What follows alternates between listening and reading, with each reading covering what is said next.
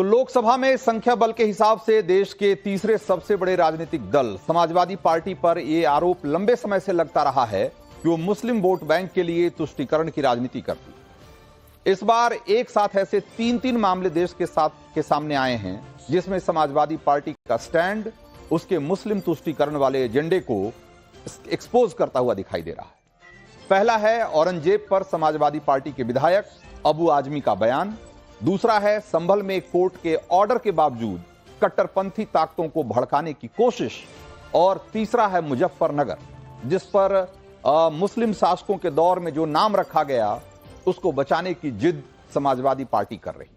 आज इन्हीं तीनों मुद्दों को लेकर योगी और अखिलेश के बीच फिर से तलवारें खिंच गई। सबसे पहले बात औरंगजेब मामले। तो अबू आजमी जो कि महाराष्ट्र में समाजवादी पार्टी के प्रमुख नेता हैं, विधायक हैं, उन्होंने औरंगजेब को क्रूर शासक मानने से इनकार करते हुए कहा कि उन्होंने कई मंदिर बनवाए थे और उसका जो इतिहास है वो गलत तरीके से पेश किया जाता है। इस बयान ने देश भर में विवाद खड़ा कर दिया। एफआईआर दर्ज हुई तो आजमी फौरन बैकफुट पर चले गए। हालांकि आज उन्हें इसी बयान के चलते विधानसभा से भी सस्पेंड कर दिया गया और वो भी पूरे सत्र के लिए। लेकिन समाजवादी प्रमुख अखिलेश यादव ने सोशल मीडिया पर अबू आजमी का खुला समर्थन किया।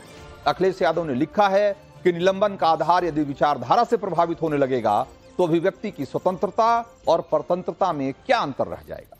हमारे विधायक हों या सांसद, उनकी बेखौफ दानिशमंदी बेमिसाल है। और कुछ लोग अगर सोचते हैं कि निलंबन से सच की जुबान पर कोई लगाम लगाया जा सकता है तो फिर ये उनकी नकारात्मक सोच या बचपना है। अखिलेश यादव ने सोशल मीडिया पोस्ट से जो बातें कही है उससे ऐसा लगता है कि अबू आजमी ने औरंगजेब के बारे में जो बातें कही थी उसे अखिलेश यादव का फुल सपोर्ट है, जबकि औरंगजेब को लेकर इतिहास में दर्ज है कि उसने काशी विश्वनाथ मंदिर, मथुरा के केशव देव मंदिर जैसे तमाम धार्मिक स्थलों को नष्ट किया, हिंदुओं पर बेइंतहा जुल्म किया। लेकिन समाजवादी पार्टी का स्टैंड दिखाता है कि उसे मुस्लिम वोटों के लिए ऐतिहासिक फैक्ट को नजरअंदाज करने से भी परहेज नहीं। औरंगजेब जैसे अत्याचारी और कट्टर शासक की तारीफ करने से भी उसे गुरेज नहीं।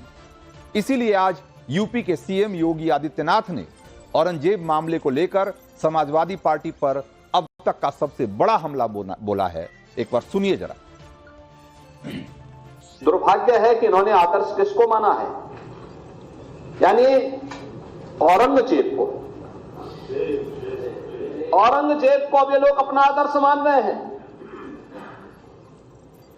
औरंगजेब का पिता शाहजहां अपनी जीवनी में लिखता है, अपनी आत्मकथा में लिखता है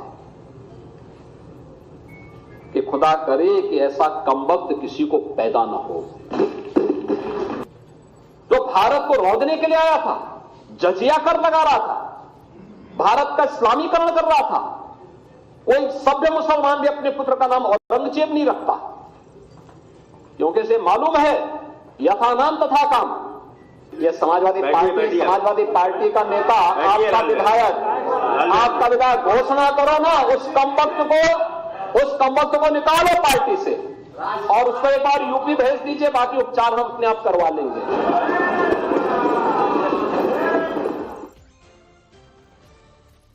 तो औरंगजेब के बाद अब जरा संभल चलिए। वहां भी समाजवादी पार्टी लगातार जो स्टैंड ले रही है उसे एंटी हिंदू ही बताया जा रहा है, क्योंकि समाजवादी पार्टी ने आक्रामक तरीके से मस्जिद के पक्ष में बार बार बयानबाजी की और मंदिर के दावों को हर मौके पर कमजोर करने की कोशिश की। इलाहाबाद हाई कोर्ट ने कल संभल की शाही जामा मस्जिद को विवादित ढांचा करार दिया और जिसके बाद हिंदू पक्ष ने विवादित ढांचे में नमाज पर प्रतिबंध लगाने या फिर हिंदुओं को भी पूजा का अधिकार देने की मांग की। ये फैक्ट है कि दिसंबर 2024 में संभल में इसी विवादित ढांचे के पास खुदाई के दौरान एएसआई को मंदिर के अवशेष मिले थे और तब समाजवादी पार्टी के नेताओं ने संभल मामले को सांप्रदायिक साजिश करार दिया और इसी बात पर टिके थे कि ये मस्जिद है, मस्जिद थी और मस्जिद ही रहेगी। जबकि योगी कह रहे हैं कि संभल हमारा है और जो हमारा है वो हमें मिलना चाहिए। पहले योगी का बयान सुनिए और फिर बताएंगे कि योगी क्यों ऐसा कह रहे हैं। प्रत्यक्ष को प्रमाण की क्या आवश्यकता है? लेकिन दूसरा पक्ष वह भी था जब 26 फरवरी को संभल में 56 वर्षों के बाद शिव मंदिर में जलाभिषेक का कार्यक्रम भी हो रहा था।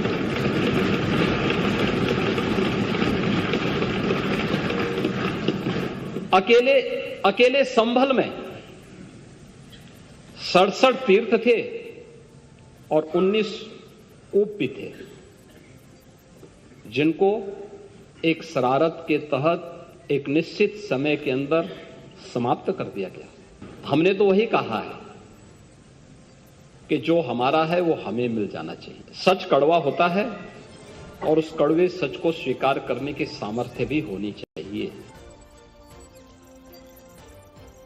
तो संभल की सच्चाई एक के बाद एक सामने आती जा रही है। यूपी सरकार के सरकारी रिकॉर्ड के आधार पर विवादित ढांचे को लेकर एक बड़ा खुलासा हुआ है और यह जानकारी सामने आई है कि संभल का विवादित ढांचा सरकारी जमीन पर बना हुआ है। संभल के विवादित ढांचे की खतौनी और खेवट आप पहली बार टाइम्स नाउ पर देख रहे हैं, टाइम्स नाउ भारत पर देख रहे हैं। और खेवट पटवारी का एक कागज होता है जिसमें हर पट्टीदार के हिस्से की संख्या और मालगुजारी का पूरा हिसाब होता है। और खतौनी का मतलब भी समझ लीजिए। खतौनी का मतलब जमीन से जुड़ा हुआ एक कानूनी दस्तावेज जिसमें जमीन के मालिक का नाम, जमीन का क्षेत्रफल, लगान और जमीन से जुड़े लेन देन की जानकारी होती। और संभल का विवादित ढांचा जिस जमीन पर है उसकी खतौनी और खेवट क्या कहती है, आइए जरा एक बार आपको दिखाते हैं। तो यह है जो आपको यहां पर दो कागज हम आपको दिखा रहे हैं, एक कागजात के प्रिंट है और इसमें जो गौर करने वाली बात है, इसमें लिखा गया है कि जिस भूमि पर यह स्थित है मस्जिद सो कॉल्ड, वह राजस्व अभिलेखों में श्रेणी के अनुसार शासकीय भूमि है। और उसको किस संख्या में रखा गया है? उसको रखा गया है गाटा संख्या 33 में और इसकी श्रेणी जो रखी गई है वो 15 पैरा 2 या 15 सब सेक्शन 2 आप कह सकते हैं। और ये 15 सब सेक्शन 2 क्या है? ये जो शासकीय भूमि होती है वो इस कैटेगरी में, इस श्रेणी में रखी जाती है 15 सब सेक्शन 2 में। और जो कागज हैं वो ये बताते हैं कि जो इसकी हमने आपको एक कागजात के प्रिंट आउट अभी मैं आपको दिखा रहा हूं, ये बताते हैं इसमें कि ये जो जमीन जहां पर कि ये विवादित ढांचा खड़ा है वो 15 सब सेक्शन 2 के अंतर्गत आता है, यानी कि वो सरकारी जमीन। और उसी हिसाब से संभल के जो विवादित ढांचे की खतौनी और खेवट में जो बातें लिखी गई है उसके बारे में आपको मैं बता रहा हूं। और इसमें जैसा कि स्पष्ट तौर पे लिखा हुआ है कि ये अकृषक भूमि है, यानी कि खेती बाड़ी वाली जमीन नहीं है। और ये भूमि कुछ भी हो सकती है, जलमग्न हो सकती है, आबादी या सड़क या रेलवे की जमीन हो सकती है। और इसको इसी रूप में अभिलिखित किया गया है। और एक पुरानी इमारत है जिससे स्थानीय हिंदू समाज द्वारा प्रचलित मान्यताओं के अनुसार हरिहर मंदिर की संज्ञा दी जाती है, जबकि मुस्लिम समुदाय इसे जामी मस्जिद मानता है। ये पुराने रिकॉर्ड में दर्ज है और ये बहुत पुराना रिकॉर्ड है जो कि बताता है कि ये जमीन उस जो मस्जिद है उसकी नहीं है बल्कि ये सरकार की है। तो संभल के बाद अब मुजफ्फरनगर की तरफ चलिए। वही मुजफ्फरनगर जहां 2013 में भयंकर दंगा हुआ था और तब सत्ता में खुद समाजवादी पार्टी थी। आज विधान परिषद सदस्य और बीजेपी के प्रदेश उपाध्यक्ष मोहित बेनीवाल ने सदन में मुजफ्फरनगर का नाम बदलकर लक्ष्मीनगर कर दिया, लक्ष्मीनगर किए जाने की मांग की। और उन्होंने परंपराओं का हवाला दिया और कहा कि शहरों का नाम भी सभ्यता और परंपरा के हिसाब से होने चाहिए। लेकिन समाजवादी पार्टी को यह बात पसंद नहीं आई। समाजवादी पार्टी ने नाम बदलने वाली सरकार कहकर योगी सरकार पर निशाना साधा और शिवपाल यादव ने तो तंज किया और यह कहा कि बीजेपी के लोग केवल नाम बदलने में यकीन करते हैं, कहीं मेरा तुम्हारा नाम न बदल। लेकिन असल में यह मांग हंसी मजाक में खारिज करने लायक है नहीं। असल में मुजफ्फरनगर मुगलिया दौर का नाम है। मुजफ्फरनगर का जो सरकारी वेबसाइट है वो कहता है कि शाहजहां ने अपने एक प्रमुख सरदार सैयद मुजफ्फर खान को यह इलाका जागीर के तौर पर दिया और उसने 1633 में खेरा और सुजरू की भूमि को मिलाकर मुजफ्फरनगर शहर की स्थापना की। बाद में उसके बेटे मुनव्वर लश्कर खान ने इस शहर का नाम अपने पिता मुजफ्फर खान के नाम पर रखा था। लेकिन मुगलों से पहले भी तो मुजफ्फरनगर की हिस्ट्री थी, उसकी अपनी एक पहचान थी। वो पहचान क्या थी? उसे क्यों अनदेखा किया गया? वो भी शिवपाल यादव को देखना और पढ़ना चाहिए। मुजफ्फरनगर की जड़ें हड़प्पा सभ्यता तक जाती है।